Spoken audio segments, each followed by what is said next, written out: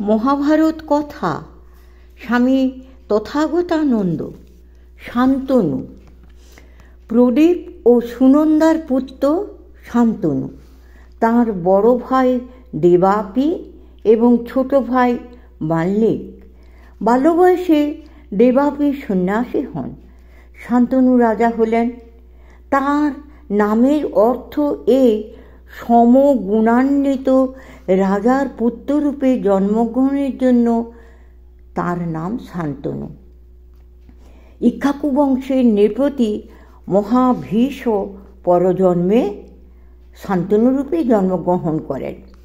তিনি ছিলেন অত্যন্ত সুদর্শন, সর্বদা আলস্য ত্যাগ করে ধর্মাচরণ করতেন এবং সত্যবাদী ছিলেন। তার মৃগয়াতে ভীষণ আসক্তি ছিল। একদিন গঙ্গা তীরে গমন করবার কালে এক দিব্যগন্ধা নারীকে দেখে তিনি বিচলিত হন।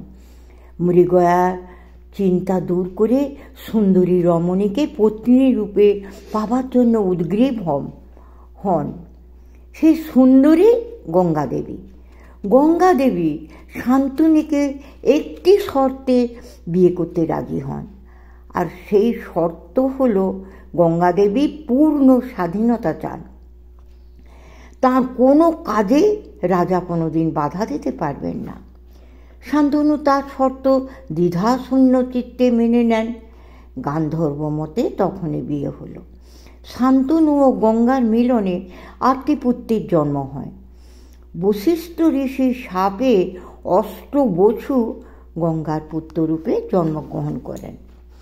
প্রতি পুত্রের জন্মের পর মা গঙ্গাদেবী পুত্রটি গঙ্গায় বিসর্জন দিতেন এই বলে, পুত্র, আমি তোমার প্রীতি উৎপাদন করছি। 7টি পুত্র এইভাবে নষ্ট হলো।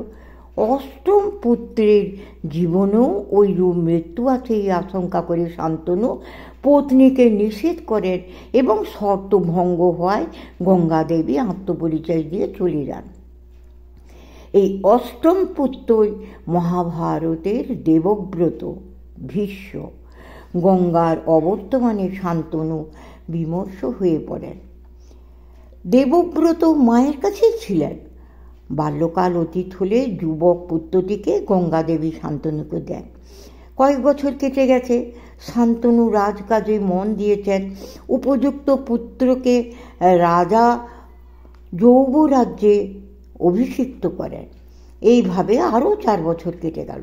শান্তনু মৃগয়া প্রিয়, সেই জন্য যমুনা তীরে মৃগয়ার জন্য গেলেন। সেখানে এক সুগন্ধ তাকে পাগল করে। তিনি মৃগয়া ছেড়ে সুগন্ধের সন্ধানে সময় কাটান। বহু অনুসন্ধানের পর দেখলেন এক পরমা সুন্দরী রমণীকে নৌকা পাড়ের কাজে ব্যস্ত। এই খেয়ালের কাজে সেই রমণী লিপ্ত। তাঁরই দেহ থেকে এই প্রাণ মাতানো সুগন্ধের উৎপত্তি। প্রশ্ন করে জানলেন ধীবররাজের কন্যা তিনি। পিতার আদেশে এই কাজে লিপ্ত আছেন।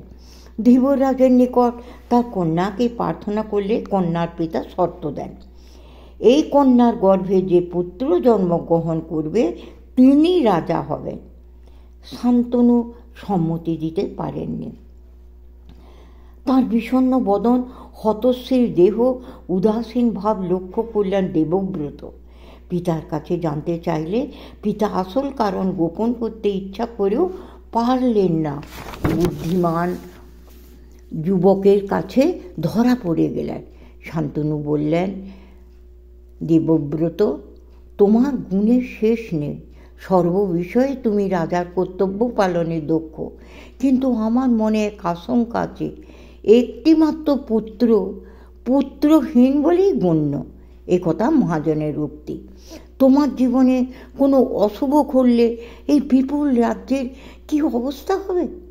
এই দুশ্চিন্তার জন্য আমি বিমর্ষ। দেবব্রত অমাত্যদের সঙ্গে কন্যার পিতার নিকট গিয়ে নিজের সিংহাসনের দাবি ত্যাগ করলেন। তথাপি কন্যার পিতা সুখী নন। তিনি দেবব্রতের নিকট তাঁর চিরকৌমার্যের শর্ত চাইলেন। পিতৃভক্ত দেবব্রত সব ত্যাগ করে কন্যাকে হস্তিনাপুরে পিতার কাছে আনলেন। বিয়ে হলো। এইভাবে নিজের জীবনের সুখ ও রাজ্য ত্যাগ করে পিতাকে তুষ্ট করার জন্য পিতা তাকে মৃত্যু বর দিলেন। সত্যবতীর গর্ভে দুটি সন্তান, চিত্রাঙ্গদ ও বিচিত্রবীর্য। 36 বছর রাজত্ব করে শান্তনু পরলোকে গেলেন। পত্নী প্রেমের জন্য 7টি পুত্রকে হারিয়েছিলেন। সমাপ্ত।